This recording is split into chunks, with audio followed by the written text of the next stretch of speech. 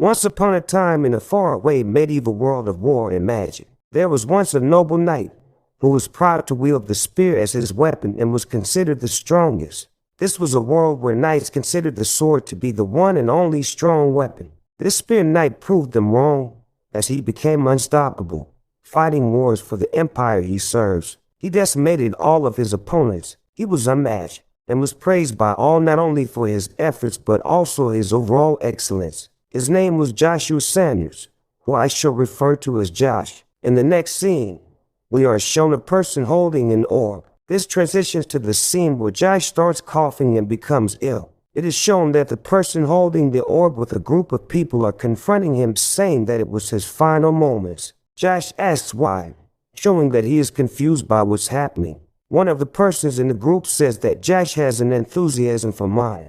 The person further says that Josh holds both dark and light magic powers, which are opposing forces within him. Yet he further adds that if it wasn't for that, Josh would have been already dead. This confirms that this group is trying to end Josh's life. Josh asks again as to why.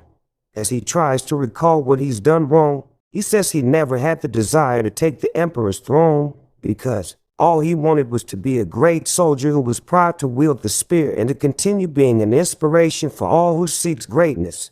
Josh really just wanted to show off. It is revealed that one of the persons in the group is the emperor of the empire that he serves, Caesar von Brighton.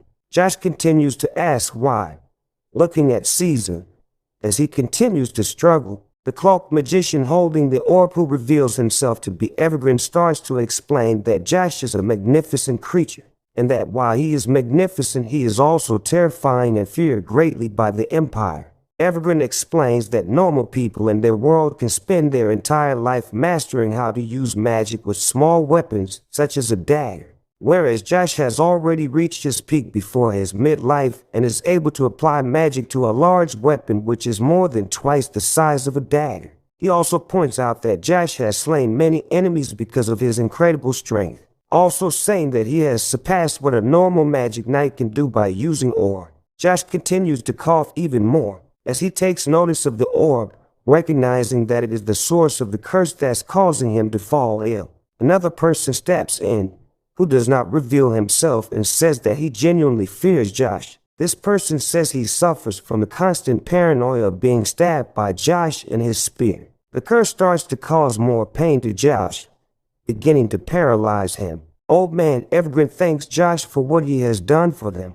He continues to thank him, and he says it is genuine because he believes that things wouldn't turn out the way they would if it wasn't for Josh. He then bids farewell, referring to him as a friend, which adds insult to injury. As Josh falls down to the ground, unable to say anything, Emperor Caesar says he can't stand seeing Josh like this, referring to him as his best friend, and Caesar quickly turns around and walks away, not having a care, while Josh musters his strength to get up. Josh then starts screaming from the top of his lungs, calling out to Caesar, yelling that this will not be how everything will end between them, while it is shown that Caesar has a small grin on his face. Josh is shocked to see a magic circle appearing beneath him, as he did not expect for another technique to be used on him. Josh assumes that it is an explosion type of magic where he believes he may only have 5 minutes before it blows up. While he initially assumed he can avoid the explosion, he quickly submits and says it was pointless. He then says that he's just going to be another second-rate knight that dies for a greedy empire. He swears, regretting what has happened to him, but then he notices his spear, which starts glowing. It is then revealed that his spear has a name, and it is called Lucia. He notices that it is glowing bright red as if it is calling out to him, though it is not clear at this point as to why. Josh starts to crawl towards the spear, hoping to hold it one last time before his last breath, as it is all he has left in addition to his pride. He starts screaming to himself to move, hoping to get there before the explosion. He reaches out his hand, and he manages to grab the spear, which was glowing much brighter than before. Relieved, Josh then decides to stop moving and collapses on ground. At this point, he probably believes he will die honorably with his spear. The explosion starts to happen, with the ground expanding with bright lights. Josh gets thrown up into the air. As the explosion occurs, a massive ball of bright blue magic is formed, and it is shown that explosion has obliterated everything in its place, showing no signs of life.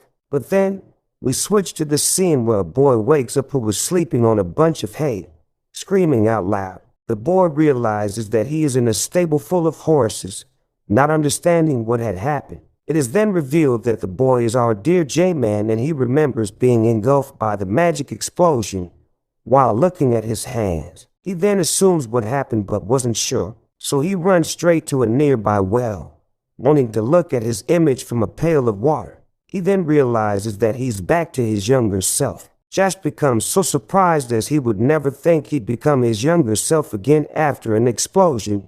You would be surprised too if it happened to you. But then he says no, discovering that the stables was the place that he used to stay in when he was young. He then concludes that he has returned back to the past as his young self. He smiles with extreme joy, as he believes that he has another opportunity in his life to positively change things. This ends the first part. Subscribe for more.